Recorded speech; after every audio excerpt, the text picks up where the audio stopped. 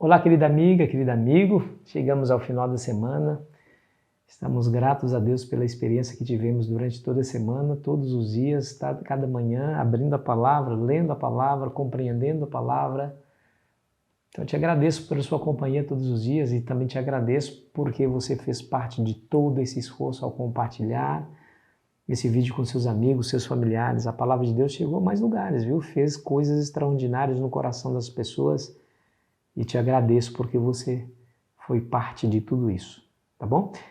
Não se esqueça de deixar o seu gostei, caso você de fato gostou do que aqui foi apresentado, porque isso fortalece o nosso canal. E se você ainda não é inscrito, se inscreva, porque é importante para que nós possamos fortalecer esse canal e assim ele forte vai nos levar a mais lugares, a mais corações, tá bom?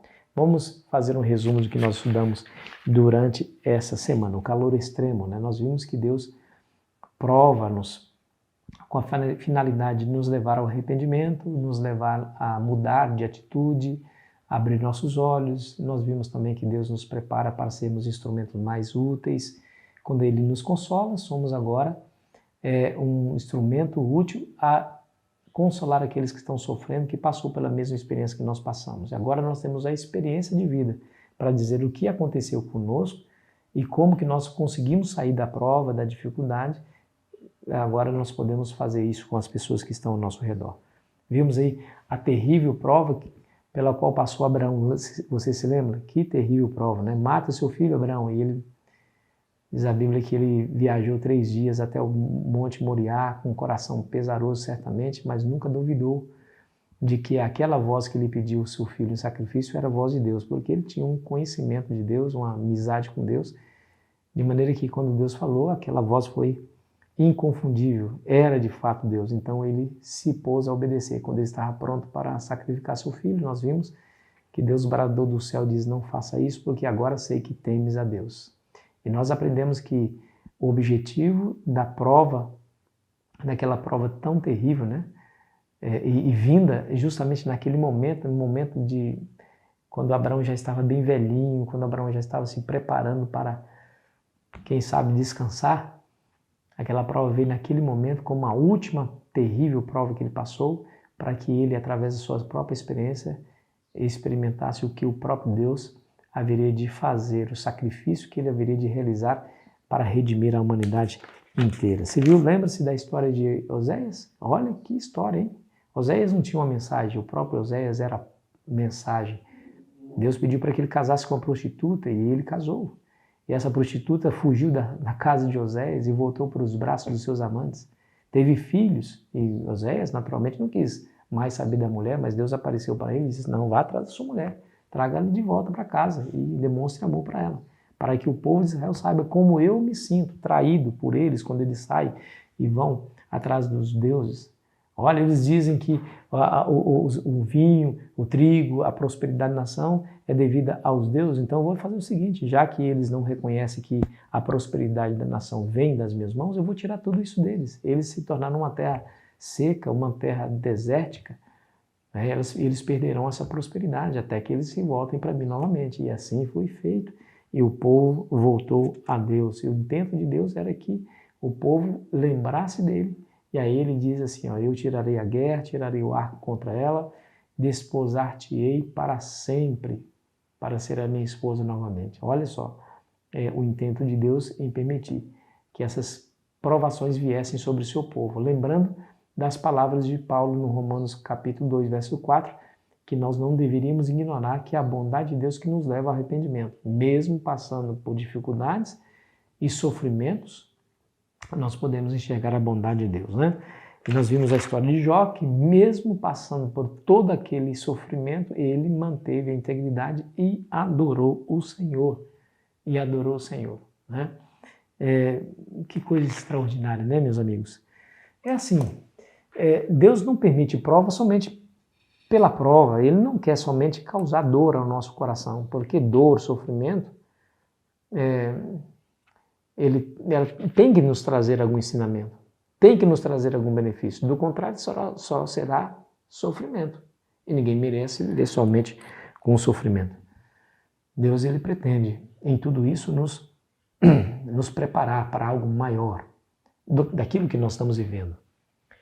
É como se ele estivesse olhando para nós e falasse assim, meu filho, você precisa melhorar nisso, você precisa melhorar naquilo, então eu vou permitir que você acabe colhendo aquilo que você está escolhendo. As suas escolhas, as suas decisões vão te levar a essa situação. Você não quer me ouvir, então vai em direção a tudo isso. Você vai sofrer, mas se você lá na frente, no meio do sofrimento, se lembrar de mim, eu estarei a ponto de ajudar você novamente, receber você novamente e te levantar dessa situação degradante. Deixa eu ler para você o que Ellen White diz aqui na parte de sexta-feira. Deus sempre tem provado o seu povo na fornalha da aflição. É no calor da fornalha que a escória se separa do verdadeiro ouro do caráter cristão. Jesus vigia a prova. Ele sabe que é necessário para purificar o precioso metal, para que este possa refletir o brilho do seu amor. É por meio de sofrimentos severos e decisivos que Deus disciplina seus servos. Ele vê que alguns têm capacidades que poderão ser empregadas no avanço de sua obra e põe essas pessoas à prova. Em sua providência, ele as leva a posições que provem seu caráter, mostra-lhes suas debilidades e os ensina a buscar nele o apoio, pois ele é seu único auxílio. Tá aí. São algumas das explicações que nos fazem entender por que passamos por dificuldades. Deus está nos melhorando, está tirando a escória do pecado, para que o brilho do caráter cristão possa ser manifesto a todos. E Ele faz isso porque nos ama, porque nos quer bem. Ele ama tanto que está tão...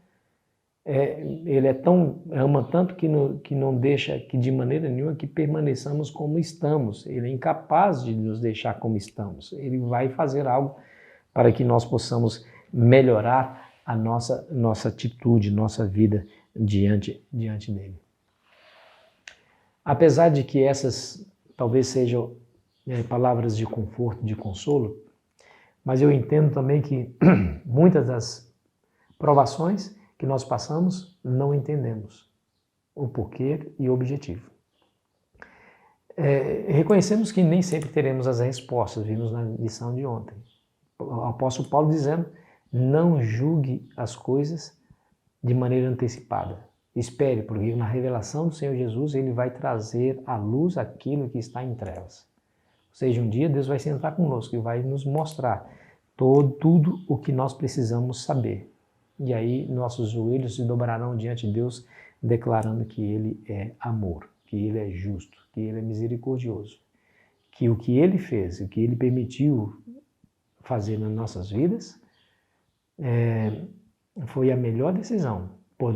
Se nós soubéssemos o que Deus sabe, guiaríamos a nossa própria vida como Ele guiou. Nossos joelhos se dobrarão, nossos lábios declararão que Deus é justo, ao sabermos de todas as coisas. Escute bem essas palavras. Se na providência de Deus somos chamados a suportar provações, aceitemos a cruz e bebamos o amargo cálice, lembrando-nos de que é a mão de um Pai que o traz aos nossos lábios. Confiemos nele, tanto nas trevas quanto na luz. Talvez seja esse o maior desafio que a gente possa enfrentar, né?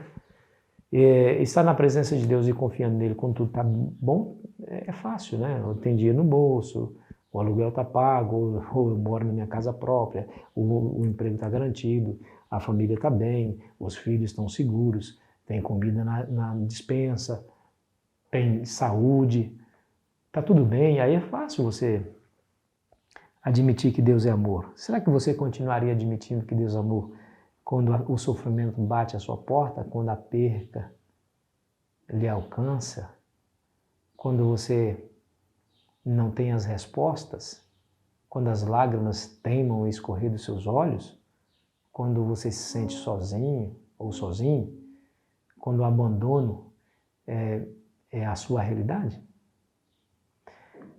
Aprendemos a confiar em Deus, tanto nas trevas quanto na luz. Isso é maturidade. O apóstolo Paulo disse, eu me gloriarei mais nas minhas fraquezas, para que em mim seja revelado o poder de Deus.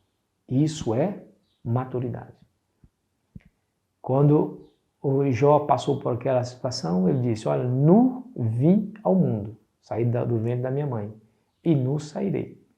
O Senhor deu, o Senhor tomou. Seja louvado o nome do Senhor. E nisso não pecou Jó. Isso é maturidade.